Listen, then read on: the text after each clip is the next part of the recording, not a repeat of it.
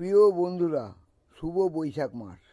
তোমরা গতকাল পয়লা বৈশাখ খুব আনন্দের সঙ্গে কাটিয়েছো। গুরুজনদের আশীর্বাদ পেয়েছো, মা বাবার আশীর্বাদ পেয়েছো, বাবা মা সহ ভাই বোন প্রত্যেকের ভালোবাসা পেয়েছো, নিজের স্ত্রীর ভালোবাসা পেয়েছো এবং তুমি নিজেও খুব ভালো আছো। আশা করি তোমাদের সারা জীবনটা পয়লা বৈশাখের মতো সারা জীবন নতুন হয়ে ফিরে আসুক। তোমরা সবাই সুখে শান্তিতে থাকো আর আমার ইউটিউবটা সাবস্ক্রাইব করো, যাতে তোমাদের সঙ্গে আমিও শান্তিতে একটু থাকতে পারি, ভালো থাকতে পারি। এই কামনা তোমাদের কাছে করে একটা নতুন জিনিস বলছি, শোনো শোনো বন্ধু। বৈশাখ মাস কত রকমের সেটা জানো? বৈশাখ মাস তো পালন করছো।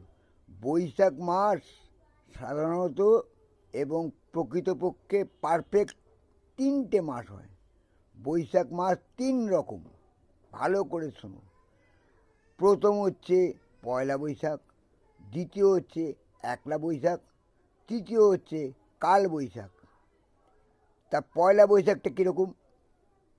যেসব পুরুষের গার্লফ্রেন্ড নেই, বউও নেই, কাউকে ভালোও বাসে না, একলা একলাই জীবন কাটাচ্ছে, তাদের জন্য একলা বৈশাখ এটাই প্রযোজ্য।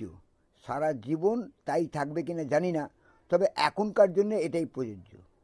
এরপর হলো পয়লা বৈশাখ। পয়লা বৈশাখ হচ্ছে যারা বিয়ে থা করেনি অথচ একটা গার্লফ্রেন্ড আছে, সেই গার্লফ্রেন্ডটাই ওকে আনন্দ দেয়, তাকে নিয়ে আনন্দে থাকে, সেটাই হচ্ছে পয়লা বৈশাখ। কারণ পয়লা জিনিসটাই তার জীবনে এসছে গার্লফ্রেন্ড। এরপর হচ্ছে কাল বৈশাখ। সেটা কি? যারা বিবাহিত জীবনযাপন করছে, একদম সঠিকভাবে বলছি, তাদের জীবনটা হচ্ছে পুরো কাল বৈশাখ। কখন ঝড় জল বজ্র বিদ্যুৎ তার ঘাড়ে পড়বে সে নিজেও জানে না। তাই খুব সাবধানে থেকো বন্ধুরা।